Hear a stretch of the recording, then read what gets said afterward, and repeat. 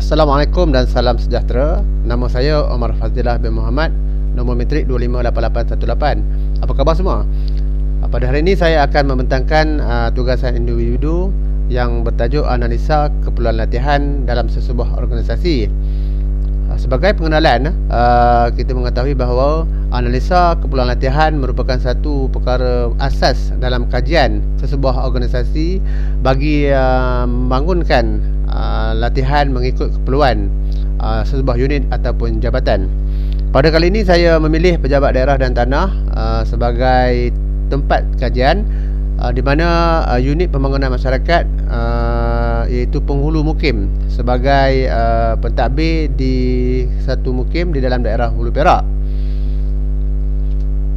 Seterusnya kita lihat objektif, misi dan misi pejabat penghulu mukim di dalam daerah Hulu Perak, yang mana pertama sekali objektifnya merancang program pembasmian kemiskinan. Seterusnya menyusun program-program kemasyarakatan. Seterusnya mengenal pasti dan menggalakkan industri dan ekonomi di dalam sesuatu kampung. Seterusnya meningkatkan produktiviti, kualiti dan keberkesanan budaya kerja harian. Dan yang terakhir, mewujudkan suasana kerja yang ceria. Manakala misi pejabat penghulu iaitu menjana pembangunan yang mampan, memodernkan sektor pertanian. Seterusnya memupuk masyarakat yang berdaya saring dan penggunaan teknologi maklumat.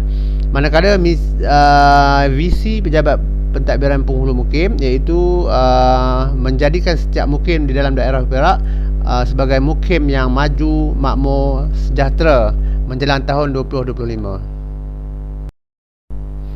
Di sepanjang tugas penghulu terdapat beberapa cabaran dan halangan. Yang pertama sekali berkenaan dengan pembasmian kemiskinan sebagai penghulu untuk memastikan masyarakat keluar daripada kepompong miskin.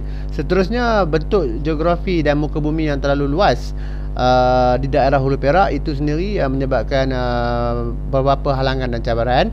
Dan seterusnya halangan iaitu bencana alam seperti ribut, banjir kilat dan sebagainya. Ini merupakan satu faktor halangan bagi seseorang penghulu. Objektif kajian pada kali ini terbagi kepada dua, iaitu objektif umum dan objektif khusus, di mana objektif khusus penyelidik memberi tumpuan kepada kajian yang khusus berkenaan dengan penghulu, iaitu seperti cabaran, keperluan, tindakan dan perancangan. Manakala kaedah kajian yang dilakukan iaitu seperti skop kajian, kaedah pengumpulan data, kaedah primer, kaedah sekunder dan sampel kajian, di mana kaedah pengumpulan data yang digunakan melalui soal selidik yang dilakukan terhadap penghulu-penghulu mukim lah.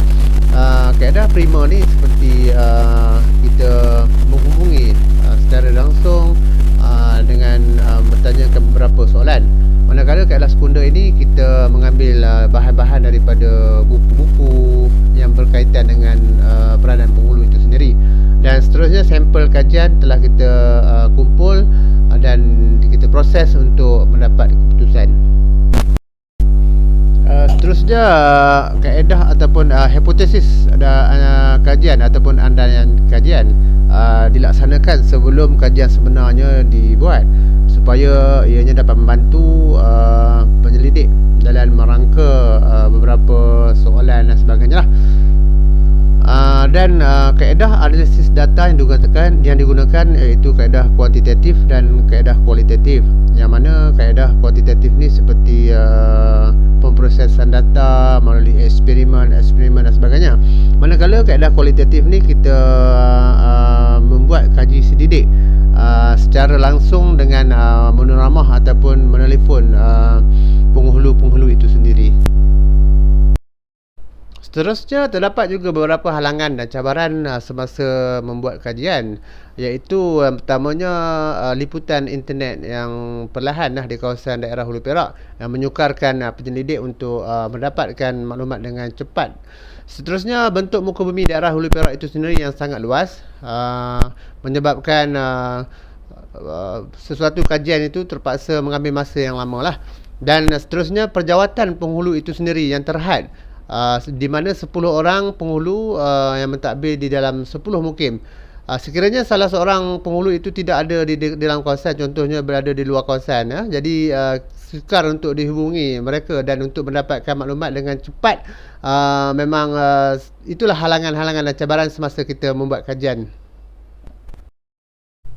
Baik, seterusnya dapatan ataupun hasil kajian, keempat yang paling penting, di mana hasil daripada kajian telah menunjukkan hanya seorang sahaja penghulu yang berumur di antara 18 hingga 31 tahun dan 9 orang adalah berumur 31 hingga ke 60 tahun. Daripada segi grade perjawatan, penghulu merupakan grade NP 29 hingga NP 40. Dan juga di sini dimaklumkan bahawa kumpulan perkhidmatan penghulu adalah kumpulan sokongan dan pelaksana. Dan seterusnya dapatan yang paling utama iaitu keperluan latihan. Dan majoriti iaitu 90% penghulu telah memohon untuk diadakan satu latihan ataupun kursus berkenaan dengan pembangunan masyarakat dan pembasmian kemiskinan. Sudah terbukti di peringkat awal kita telah buat kajian melalui cabaran dan halangan, dapatan-dapatan melalui daripada kaedah ataupun sumber-sumber yang kita dapati, sumber primer dan sumber sekunder tadi. Memang penghulu mempunyai cabaran yang paling utama iaitu dalam menghadapi situasi pembasmian kemiskinan dan juga pembangunan masyarakat. Jadi itulah sebabnya mereka memilih kursus itu. Baik, seterusnya kita pergi kepada cadangan. Hasil daripada kajian yang telah dibuat, penyelidik mencadangkan kepada pihak pengurusan supaya penghulu-penghulu diberi satu program latihan yang berkaitan dengan pengurusan pentadbiran, kemasyarakatan dan kemiskinan. Jadi terdapat 3 orang penghulu yang 2 orang masih dan sedang belajar di Universiti Utara Malaysia, jurusan pengurusan dan pentadbiran awam, dan seorang telah pun tamat di dalam bidang sarjana pengurusan dan pentadbiran awam. Jadi cadangan seterusnya itu dengan mengadakan kursus ataupun program peningkatan ekonomi, seperti berkolaborasi dengan MARA ataupun Tekun, agensi pelaksana yang menjalankan kursus-kursus tersebut supaya penghulu-penghulu lebih arif dan mahir dalam peningkatan ekonomi. Dan seterusnya cadangan terakhir iaitu berkenaan dengan bencana. Penghulu-penghulu boleh diberikan latihan bersama dengan seperti Jabatan Pertahanan Awam, bomba, bulan sabit dan sebagainya, untuk meningkatkan kemahiran apabila berhadapan dengan situasi cemas seperti banjir, ribut dan sebagainya.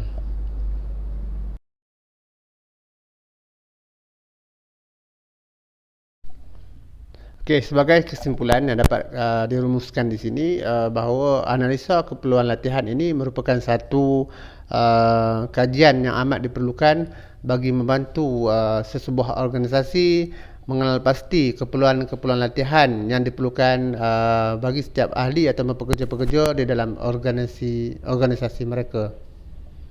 Sekian, terima kasih.